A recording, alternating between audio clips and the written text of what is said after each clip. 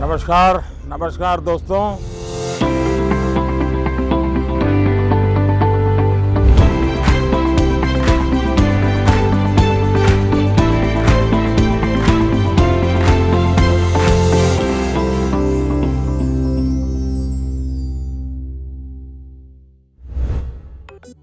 नमस्ते honourable PM sir, मैं आशा केकतपुरे बेंगलोर से। मेरा सवाल आपसे ये है कि बच्चों को गुड वैल्यूज सिखाने का सबसे अच्छा तरीका क्या है? धन्यवाद। मुझे एक सवाल जो आया है वो नमो ऐप पर आया है। उसका विजुअल मेरे पास नहीं है, लेकिन मुझे वो सवाल अच्छा लगा, इसलिए मुझे लगता है कि मैं ज़रूर आपसे शेयर करूं। पटना से सवाल है, प्रवीण कुमार ने पूछा है, सर आज माँ बाप के लिए बच्चे बड़े करना थोड़ा मुश्किल हो गया है। कारण है आज का जमाना और आज के बच्चे। ऐसे में हम कैसे ये सुनिश्चित करें कि हमारे बच्चों का व्यवहार, आदतें और चरित्र अच्छा हो। मैं कहूंगा कि पहले तो आप स्वयं चिंतन करें, आत्मचिंतन करें।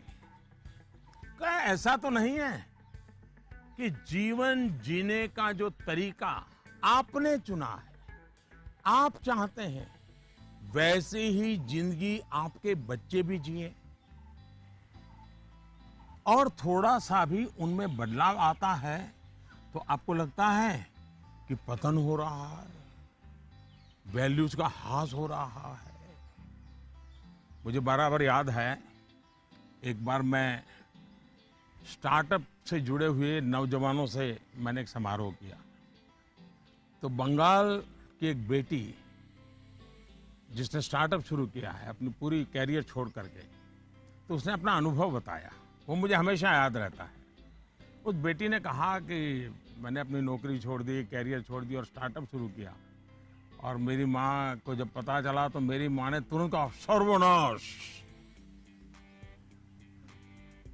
यानी इतना माँ को झटका लगा, लेकिन बाद में वो बेटी स्टार्टअप में बहुत सफल रही थी। आपको सोचना चाहिए कि आप अपने भाव विश्व में अपने बच्चों को जकड़ने का प्रयास तो नहीं कर रहे हैं, और इसलिए आपका परिवार, आपकी परंपराएं, उसमें मूलभूत मूल्यों को कैसे जोड़ दें, हमें आइडेंटिफाई करना चाहिए। जैसे हमारे यहां कहा जाता है, जन सेवा ही प्रभु सेवा है। ये हमारे शास्त्रों में मूल्य के रूप में है। लेकिन आपके घर में पूजा पाठ तो बहुत होती है, दुनिया को दिखता है कि आप बहुत धार्मिक हैं, रिचुअल से भरा जीवन है, लेकिन आप जनसेवा में कहीं नजर नहीं आते हैं। अब जब आपकी संतान यह विरोधाभास देखती हैं तो उसके मन में कॉन्फ्लिक्ट शुरू हो जाता है, सवाल खड़े हो जाते हैं, और सवाल उठना स्वाभाविक में है। उसी प्रकार से भी हमारे मूल्य हैं कि जीव मात्र से परमात्मा का वास है।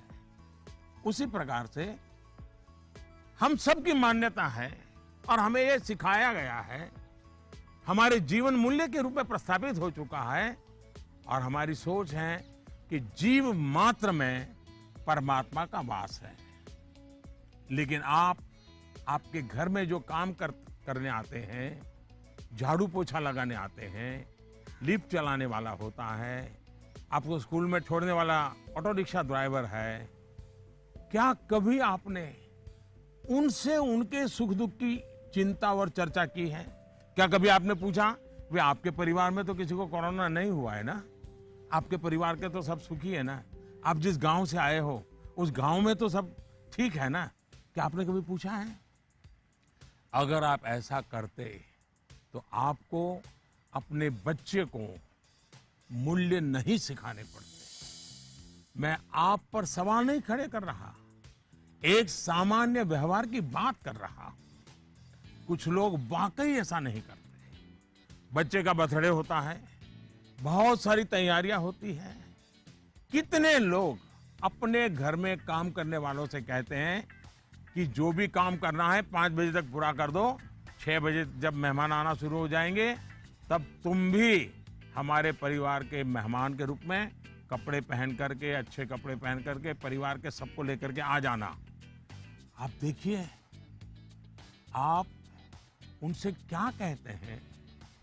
आज घर में बहुत से मेहमान जाने वाले हैं, देर तक रुकना पड़ेगा। आप ऐसा कहने के बजाय क्या कहते हैं? देखो, कल बहुत मेहमान आने वाले हैं, बहुत काम है, तुम घर बता के आ जाना, देर से आऊंगा, देर से आऊंगी। यानी आपका बच्चा देख रहा है कि इतना बड़ा उत्सव है घर में, लेकिन वो जो मेरे लिए मेहनत करते हैं दिन रात, वो तो इसमें हिस्सेदार ही नहीं है। और तभी उस बच्चे के मन में टकराव शुरू होता है। मैं आपको एक और उदाहरण देता हूं। हम कहते हैं बेटा बेटी एक समान, ये मूल्य है हमारे यहां देव रूप की जो कल्पना की गई है, उसमें स्त्री भगवान का उतना ही महत्व है। लेकिन हमारे घर के वातावरण में बेटे और बेटी के बीच जाने अनजाने में जो ट्रीटमेंट किया जाता है, उसमें असमानता होती है। उसके बाद जब वही बेटा समाज जीवन में जाता है, तो उसके द्वारा नारी समानता में कुछ न कुछ कमी की संभावना बन ही जाती है। ये सही है कि परिवार के संस्कार अच्छे होते हैं तो बुराइयां हावी नहीं होती हैं, लेकिन 19-20 का ही फर्क होता है। बेटा बेटे के व्यवहार में कुछ न कुछ कमी रह जाती है। इसलिए हमने जो अपना भाव विश्व बनाया हुआ है, वो जब व्यवहार की कसौटी पर खरा नहीं उतरता है, तब बच्चों के मन में अंतर्द्वंद शुरू हो जाता है। इसलिए मूल्यों को कभी भी थोपने का प्रयास न करें, मूल्यों को जीकर प्रेरित करने का प्रयास करें। आखिरकार बच्चे बड़े स्मार्ट होते हैं। जो आप कहेंगे उसे वो करेंगे या नहीं करेंगे, ये कहना मुश्किल है, लेकिन इस बात की पूरी संभावना होती है कि जो आप कर रहे हैं वो उसे बहुत बारीकी से देखता है और दोहराने के लिए लालायित हो जाता है।